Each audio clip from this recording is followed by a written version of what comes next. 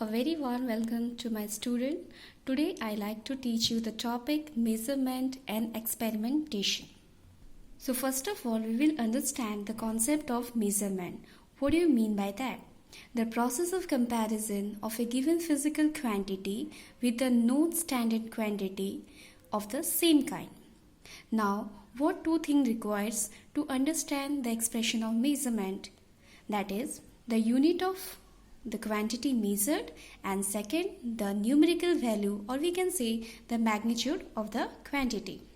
So to express the physical quantity student we can write in the form of formulas.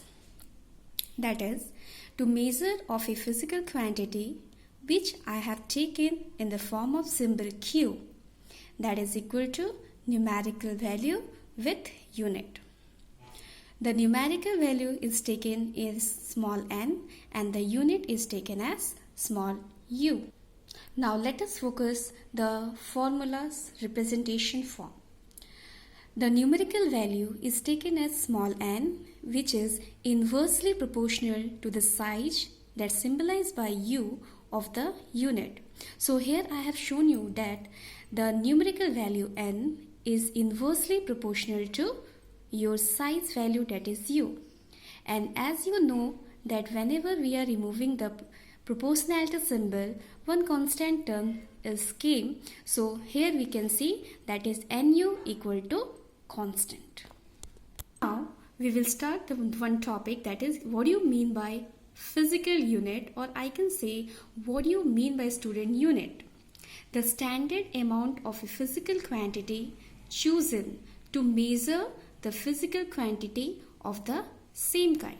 So this is the definition what I have explained you. Now what is the property required to choose any unit? So let us see the first. The unit should be of convenient size, means it should not be a big one. Next, it should be possible to define the unit without uncertainty, means without any doubt. Third point is the unit should be reproducible or it can be regenerated. The fourth point is the unit value should not be changed with space and time. Now we will move to the concept, the kind of unit. If you will see, there are basically two kinds of unit. One is fundamental unit and second one is the derived unit. So let us focus on the fundamental unit. What do you mean by fundamental unit? The physical quantity which can be treated as an independent or other physical quantity. It means it has its own existence and does not can be derived from other part. So that is fundamental unit. Let us see some examples. If we will focus, the fundamental student unit are basically 7, that is mass, length, time, electric current, temperature, luminous intensity and then amount of substance. Now we will move to an derived unit. What do you mean by derived unit? The physical quantities whose defining operation are based on other physical quantity, means it can be derived from any fundamental quantity. Let us explain with some example. Suppose here example I have taken speed, and as you know the formula student, distance traveled by time taken. So the SI unit of distance everyone know, that is meter, and the time is second, and I have combined to give you meter per second. So this is the first example what I have given to you in the form of derived unit. Now I like to give you some more example of a derived unit. First is the speed. Now we will move to the acceleration. As you know the formula of acceleration student, velocity with respect to time. Here you see I have taken velocity as meter per second and time second. If you will combine together, it will meter per second square. Now the third example is force, that is mass into acceleration, and as you know the formula for the mass is kg and acceleration what I have shown in the above part, that is meter per second square. And if you combine this all, you will get as a derived unit kg per meter second square. Okay, now There are some examples which is given in your textbook. Yes, now you can see in your textbook many derived unit examples student given. For to understand the derived unit, one thing you should remember, you are bound to remember the formulas. Without formula, it is difficult for you to derive any fundamental unit formula. For example, see the density. Density is mass per unit volume. If you don't know the fundamental formula for the volume or SI unit of the volume, it is difficult for you to remember it. So it is better at least you can learn the formula what is given in your textbook, then you try to find out the formula for the derived unit.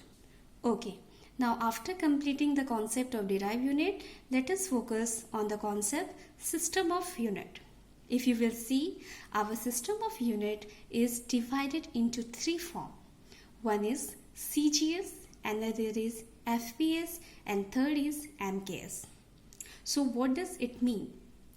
CGS means first C stand for centimeter, second for the gram, and third is second. So these are the combination student.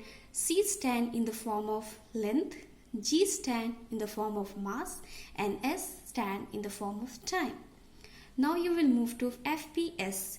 F stand for foot, P stand for pound, and S stand for second. So here same thing which you have to understand for the length, for the mass, and for the time. Now we will move to MKS. M stand for meter, K stand for kilogram, and S stand for second. But as we know that these three are our historical process. Nowadays these are no longer in existence, or I can say no in use. Like nowadays student, we are using the new form, that is SI system of unit. What it stand for? Let us check it out. SI system of unit stand for Systematic International Unit. So we have 7 systematic international unit, that is meter for length, kilogram, that is kg symbol stand for mass, second, that is for the time student, ampere, that is for the current, Kelvin for the temperature, mole for the amount of substance, and angle, that nowadays is a new one for you, that is it represents the form of radian. Now what is the guideline which you have to follow for writing any SI unit? That is, small letters are used for symbol of units. Second, symbol are not followed by any full stop, means while writing the symbol you are not allowed to write any full stop there. The initial letters of a symbol is capital only when the unit is named after the scientist. For example, Newton. It is the name of the scientist, so whenever we are writing the Newton in the form of capital N. Then the full name of the unit is always begin with a small letter, even if it has been named after a scientist. Last point, the symbol do not take plurals form. You cannot put anywhere else anything while writing the symbol. So these are the concepts related to the measurement. And now some question I want to give it to you for the topic measurement only. What is that? Let us check it out first. What are the 3 requirements for selecting a unit of a physical quantity? Second is define fundamental units, and third is write the derived unit for these all the other terms. I hope so you have understood. In the next video student, I will continue with the concept of topic experiment. This is only the part of measurement. Thank you.